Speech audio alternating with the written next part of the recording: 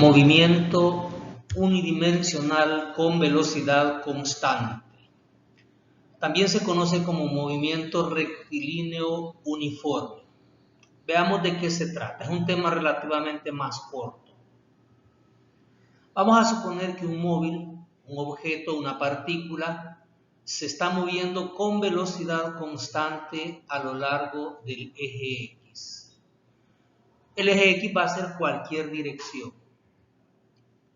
Vamos a pensar que ese objeto tiene en la figura 4 momentos diferentes y estamos tratando de representar que entre el momento 1 y el momento 2 y el 3 y el 4 ha pasado el mismo intervalo de tiempo y observamos entonces que el objeto se ha desplazado cantidades iguales en tiempos iguales. Eso solo va a ocurrir cuando su velocidad sea constante.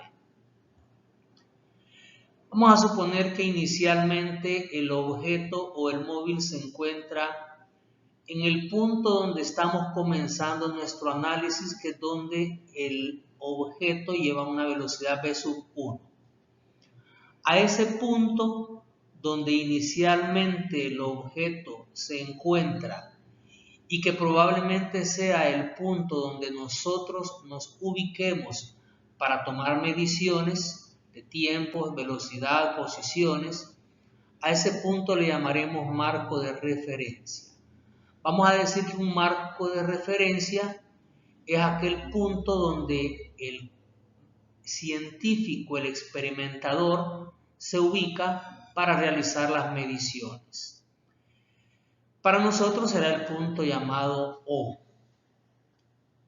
Y el sistema de referencia o marco de referencia está definido por un origen que será O y una dirección que será la dirección del eje X, en nuestro caso. Más adelante vamos a analizar el movimiento vertical, que también será un movimiento en una dirección.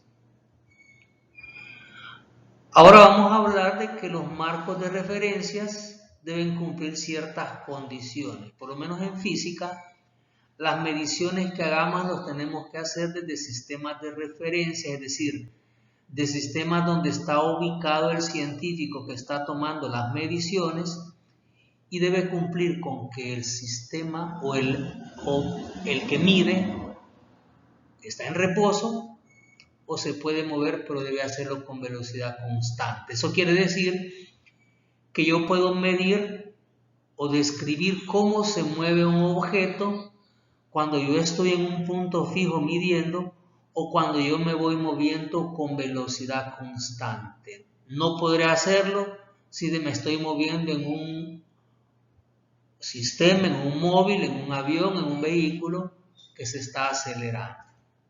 A eso le llamaremos marco de referencia inercial. Nuestros marcos de referencia, es decir, nuestros sistemas de medición en física van a ser marcos de referencia inerciales, es decir, o no se mueven o se mueven con velocidad constante, tienen un origen que es donde está ubicado el que está midiendo, le vamos a llamar O, y tiene una dirección.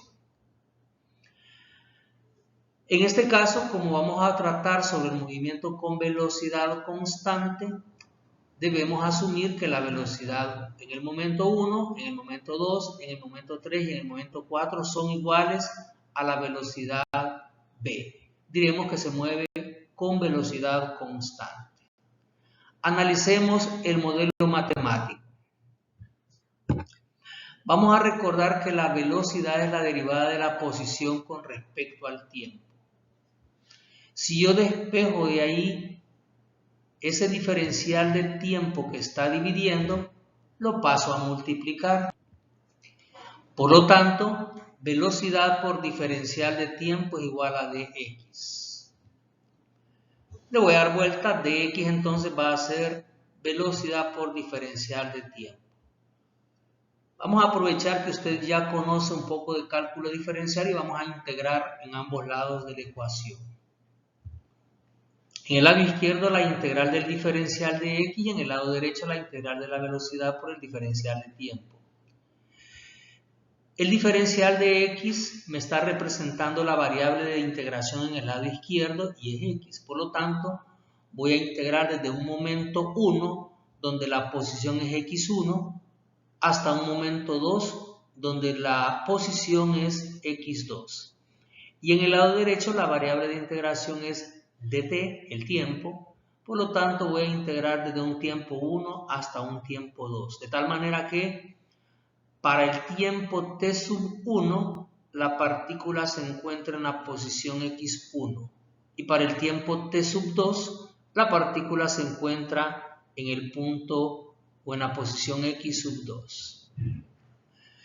Pero como en este caso estamos analizando el movimiento con velocidad constante, en matemática aprendimos que las constantes pueden salir de la integral.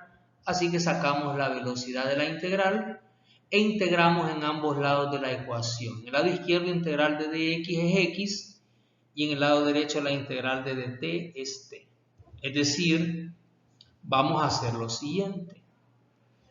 Vamos a integrar, pero vamos a sustituir ciertas condiciones iniciales. Vamos a decir que el tiempo t sub 1 vamos a considerar que es 0. Eso quiere decir que vamos a pensar que cuando el científico o el que está midiendo está tomando los datos de tiempo, al inicio el cronómetro lo pone en 0, que es lo que normalmente hacemos. Así que vamos a integrar o vamos a trabajar como que el tiempo inicial es cuando el cronómetro esté en 0. Y vamos a asignarle a ese tiempo una posición inicial x1, a la cual en realidad le vamos a llamar x sub 0, y que no necesariamente va a ser 0. Es decir, que cuando yo coloco en el cronómetro en 0, no necesariamente el objeto que se está moviendo está junto a mí, podría estar ya desplazado a una distancia. A esa le vamos a llamar x sub 0. Y a la condición final que le hemos llamado tiempo 2 y posición x2, le vamos a llamar simplemente t y x. Entonces, la integral nos quedaría así. Integral de dx desde x sub 0, que es la posición inicial, hasta x, que es la posición final cualquiera. Y en el lado derecho, la velocidad por la integral de dt desde un tiempo inicial que dijimos que iba a ser 0 hasta un tiempo final que será t. Integrando en el lado izquierdo x, evaluado desde posición inicial x sub 0 hasta la posición final x. Lado derecho, velocidad por integral de dt, que es t, evaluado desde 0 hasta t. Entonces, al aplicar el teorema fundamental del cálculo en el lado izquierdo, x evaluado en x menos x evaluado en x sub 0 sería x menos x sub 0. Lado derecho, velocidad por tiempo evaluado en t es t menos tiempo evaluado en 0 es 0, t menos 0. Así que será x menos x sub 0 igual a b por t menos 0. Entonces, en el lado derecho, velocidad por t menos 0 es simplemente t, multiplicado por la velocidad, el miembro de la ecuación de la derecha, quedará simplemente velocidad por tiempo, b por t. Y entonces esa posición inicial que está en el lado izquierdo, x sub 0, la voy a pasar a sumar. Entonces, la ecuación de posición de una partícula en el movimiento rectilíneo uniforme o en el movimiento unidimensional con velocidad constante será esta. X es igual a la posición inicial más la velocidad por el tiempo. Y esa es la que vamos a aplicar nosotros